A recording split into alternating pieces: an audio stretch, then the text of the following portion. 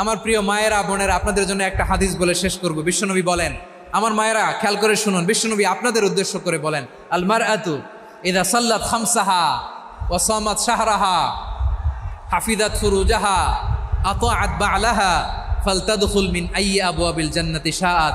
বিশ্বনবী বলেন, ও রমণীরা, ও নারীরা, যে সমস্ত নারী এই 4টা কাজ করবে, এই 4টা কাজের গ্যারান্টি দিবে, তাদেরকে জান্নাতের 8টা দরজার গ্যারান্টি দেয়া হবে। কি 4টা কাজ? 1 নম্বর, আল মারআতু ইযা সাল্লাত খামসাহা, যে নারী 5 ওয়াক্ত নামাজ পড়ে। কি করে? জেলা স্টেডিয়ামে অবস্থানরত আমার নারীরা বোনেরা, বিশ্বনবী আপনাদেরকে 4টা কাজের কথা বলেছেন, খুব বেশি না। 4টা করলে 8 জান্নাতের দরজা সব খোলা। কোনটা দিয়ে যাবেন?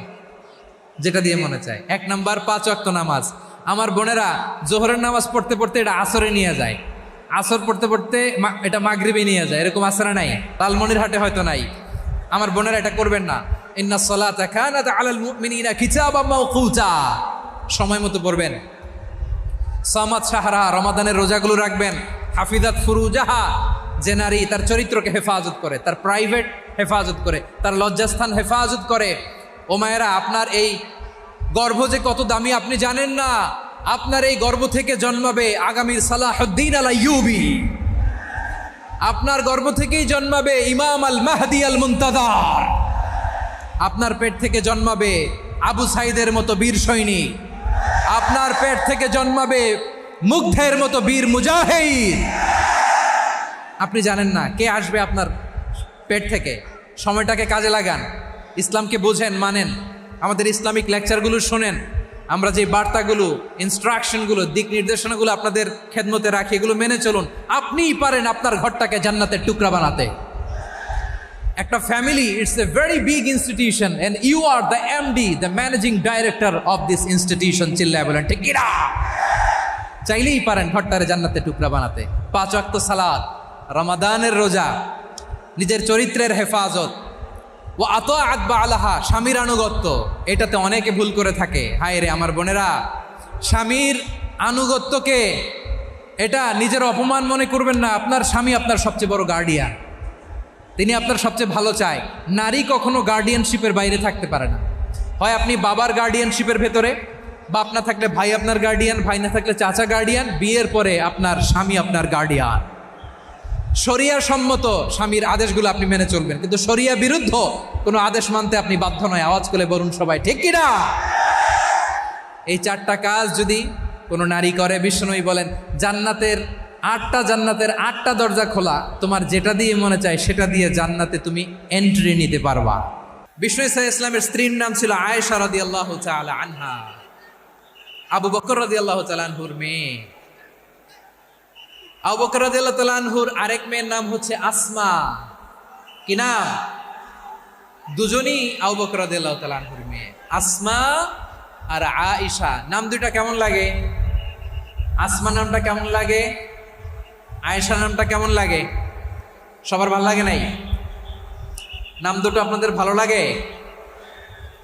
লালমনিরহাটে অনাগত যদি কন্যা সন্তান হয়, যদি মনে চায় আসমা রেখে দিতে পারবেন, যদি মনে চায় আয়েশা রেখে দিয়েন। দেশে বিদেশে এয়ারপোর্টে রাস্তাঘাটে শুধু বলে হুজুর একটা নাম দেন, আমার ছেলের একটা নাম দেন, মেয়ের একটা নাম দেন। তো আমার মনে আছে যশোরের আবদিনের মাহফিলে আমি 1-2টা নাম দিয়েছিলাম। আজকে লালমনিরহাটের এই প্রোগ্রামে কন্যা সন্তান যদি হয় 2টা নাম দিলাম, আসমা কিংবা আয়েশা। ইনশাআল্লাহ পড়েন। দুজন বোন, এক মায়ের না, বাবা এক মা দুজন। আয়েশা রাদিয়াল্লাহু তাআলা আনহার মায়ের নাম উম্মে রুমান, আর আসমা রাদিয়াল্লাহু তাআলা আনহার মায়ের নাম কুতাইলা বিনতে আব্দুল উজ্জা। আবু বকর রাদিয়াল্লাহু তাআলা আনহু 4টা বিয়ে করেছিলেন। তো একই ঘটনা ঘটেছে এই ফ্যামিলিতে। আসমা ইসলাম ধর্ম গ্রহণ করে মুসলিমা, কিন্তু তার মা কুতাইলা মুশরিকা। আই রিপিট, বোঝার জন্য আমি আবারও বলি, আসমা রাদিয়াল্লাহু তাআলা আনহা মুসলিমা, আর আসমার মা কুতাইলা। আওয়াজ করে বুঝে থাকলে বলেন, আসমার মা মুশরিকা। তার মানে মেয়ে মুসলিম, মা অমুসলিম। ভেজাল আছে না নাই? কিন্তু কুতাইলা আর ধৈর্য ধারণ করতে পারে না। নার ছেড়া ধন, কলিজার টুকরা ধন, কলিজার টুকরা সন্তান আসমারে দেখতে বড্ড মন চায়। সাইয়েদনা আসমা রাদিয়াল্লাহু তাআলা আনহা মক্কা থেকে হিজরত করে মদিনায় চলে গেলেন হুদাইবিয়ার পর। যখন মক্কা মদিনার ট্রাফিক স্বাভাবিক হলো, মক্কার লোক মদিনায় যায়, মদিনার লোক মক্কায় আসে। কোচাইলা কলিজার টুকরা সন্তান আসমারে দেখার জন্য কিছু উপহার নিয়ে বিশাল মরুপথ পাড়ি দিয়ে মক্কা থেকে মদিনায় যায়। সুবহানাল্লাহ বলেন। এখন মা আসছে মেয়ের সাথে দেখা করতে, মেয়ে তো আর দেখা দেয় না। মেয়ে ভাবছে আমার মা তো মুশরিকা, অপবিত্রা, তার সাথে কি দেখা দেয়া যাবে? বিশ্বনবীর দরবারে চলে গেলেন। সুবহানাল্লাহ বলেন। কি সৌভাগ্যবান ছিল তারা, মাসলা জানার দরকার হলেই নবীর দরবারে চলে যেত। ঘরে বউয়ের সাথে ঝগড়া হলে নবীর দরবারে চলে যেত। অনেক সাহাবী বলে আমার পেটে ক্ষুধা লাগলেও আমি নবীর কাছে চলে যেতাম, কারণ নবীর চেহারার দিকে তাকালেই আমার পেটের ক্ষুধা মিটে যেত। সাইয়েদনা আসমা রাদিয়াল্লাহু তাআলা আনহা বিশ্বনবীর কাছে চলে গেলেন, যে বললেন ইয়া রাসূলুল্লাহ ইয়া হাবিবাল্লাহ ইন্না উম্মি কাদিমাতুন ইলাইয়া ওয়া হিয়া রাগিবা। আমার মা মক্কা থেকে অনেক দূর মরুর পথ পাড়ি দিয়ে উপহার সামগ্রী নিয়ে মদিনায় আমার সাথে দেখা করতে এসেছে গো নবী। আমার জানতে বড্ড ইচ্ছে হয় আমি আমার মুশরিকা মায়ের সাথে একটু দেখা করতে পারবো কিনা। আফা আসিলুহা, আগে যেমনি আমি আমার মায়ের সাথে ভালো আচরণ করতাম, যেমনি আমি আমার মায়ের সাথে সদাচরণ করতাম গো নবী, এখন আমি মুসলিমা মা মুশরিকা, এখনো কি আগের মতো সদাচরণ করতে পারবো নাকি? বিশ্বনবী বললেন নাম সিলিহা, হ্যাঁ রে আসমা, অবশ্যই অবশ্যই, আগে ঠিক যেমন তুমি তোমার মায়ের সাথে ভালো আচরণ করতে, এখনো তেমনি আগের মতো ভালো আচরণ করবা। আওয়াজ করে পড়েন সুবহানাল্লাহ। কি ইসলাম আমরা পেয়েছি! কত ব্রড মাইন্ডেড আমাদের ইসলাম, কত ওপেন মাইন্ডেড ইসলাম, কত ওপেন আপ করতে পারে, চিন্তা করতে পারে। বিষ্ণু বললেন হ্যাঁ অবশ্যই, নাম সুলিহা, আগে যেমনি ভালো আচরণ করছো আসমা, এখন ওই রকমই করো, পারলে আরো বাড়াই করো। সুবহানাল্লাহ বলেন। তাহলে আমার যে হিন্দু ভাইয়েরা, হিন্দু বোনেরা, ইমানের বদৌলতে দৌলতে আপনি ধন্য হয়েছেন, আপনার আম্মা আব্বা এখন মুসলমান হয় নাই, তাদের জন্য দোয়া করেন, তাদের জন্য দোয়া করেন, আল্লাহ যেন তাদেরকেও ইমানের দৌলত দান করে। আমরা সবাই পড়ি আমিন, আরো জোরে পড়েন আমিন। এখন বলেন ইসলাম কি ন্যারো মাইন্ডেড রিলিজিয়ান না ব্রড মাইন্ডেড? লালমনিরহাটের যুবক ভাইরা আওয়াজ করো, ইসলাম কি ন্যারো মাইন্ডেড না ব্রড মাইন্ডেড? কতটা ব্রড মাইন্ডেড দেখেন। বিশ্বনবী সাল্লাল্লাহু আলাইহি সাল্লাম অমুসলিমরা যদি নবীকে উপহার দিত, ওই উপহারও বিশ্বনবী গ্রহণ করতেন। সুবহানাল্লাহ পড়েন। আপনার অমুসলিম বন্ধু যদি উপহার দেয় সেটাও আপনি নিতে পারবেন, যেটা নেওয়া জায়েজ। কিন্তু আপনার বন্ধু যদি আপনার মদের বোতল দেয়, নিতে পারবেন? হ্যাঁ, মদের বোতল দিলে পারবেন। আপনার বন্ধু যদি আপনার পর্ক দেয়, পর্ক, শুকরের গোশত মিশ্রিত কোনো খাবার, ওটা নিতে পারবেন না। হালাল যে কোনো জিনিস নিতে পারবেন। বিশ্বনবী সাল্লাল্লাহু আলাইহি ওয়াসাল্লাম অমুসলিমদের দেয়া হাদিয়া গ্রহণ করতেন। কেমন নবী ছিলেন! আমার নবীরে চিনে নেন, আমার নবীর অ্যাটিটিউড জেনে নেন। বিশ্বনবী সাল্লাল্লাহু আলাইহি ওয়াসাল্লাম যখন কোনো জনপদে যেতেন, 3টা অপশন নিয়ে যেতেন। প্রিয় ভাইয়ের আওয়াজ করে বলতে হবে, কোনো জনপদে গেলে আমার নবীর অপশন থাকতো কয়টা?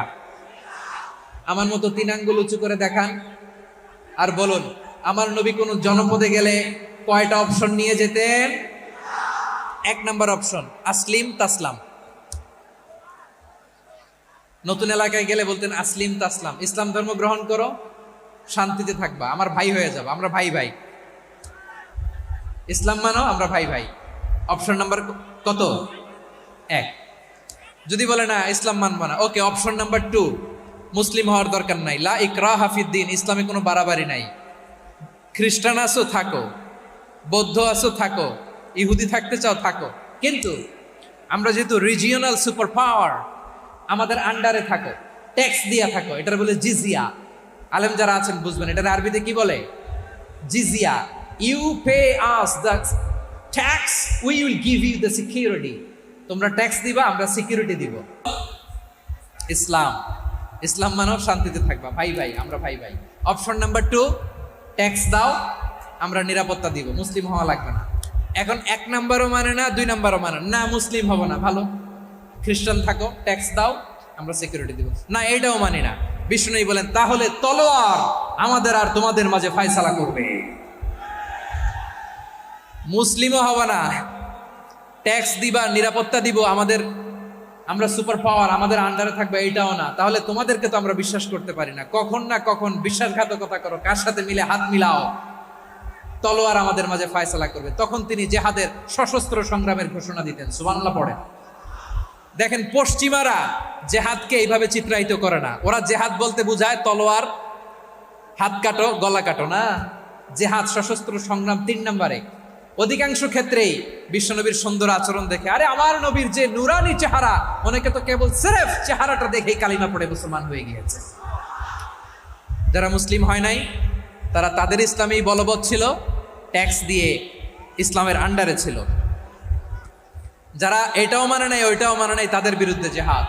বিষ্ণু ইসলাম 7ম হিজরিতে যখন খায়বার বিজয়ের পরে ইসলাম রিজিওনাল সুপার পাওয়ার হিসেবে আত্মপ্রকাশ করলো, বিশ্বনবী চিঠি লিখলেন অন্যান্য সুপার পাওয়ারের কাছে। রাষ্ট্রীয় চিঠি লেখে এক রাষ্ট্রপ্রধান আরেক রাষ্ট্রপ্রধানের কাছে, ঠিক কিনা বলেন? জানেন না আপনারা? এই যে 24-এর ছাত্র নাগরিক অভ্যুত্থানে, এই অভ্যুত্থান যখন শুরু হয়, আমি তখন সাউথ আফ্রিকাতে একটা স্ট্যাটাস দিয়েছিলাম, কোটা নয় গোটা দেশ সংস্কার করা লাগবে। শুধু বাংলাদেশ নয়, সারা বিশ্বের বাংলা ভাষাভাষী লোকেরা এই আন্দোলনের সাথে সমর্থন তারা করেছে, এটাকে সাপোর্ট করেছে, তারা সমর্থন দিয়েছে। আমাদের ইউনাইটেড আরব আমিরাতের বাংলাদেশি ভাইয়েরা তারা সেখানে রাস্তায় নেমে এসেছিল, জানেন? ওইখানে ডেমনস্ট্রেশন করা যায় না, সেখানকার সরকার তাদেরকে যাবজ্জীবন দিয়েছিল। তখন আমাদের এই যে প্রধান উপদেষ্টা ডক্টর মোহাম্মদ ইউনূস সরাসরি G2G বলে, এটারে G2G, government to government, G2G, উনি চিঠি লিখলেন যে তাদেরকে ইউর হাইনেস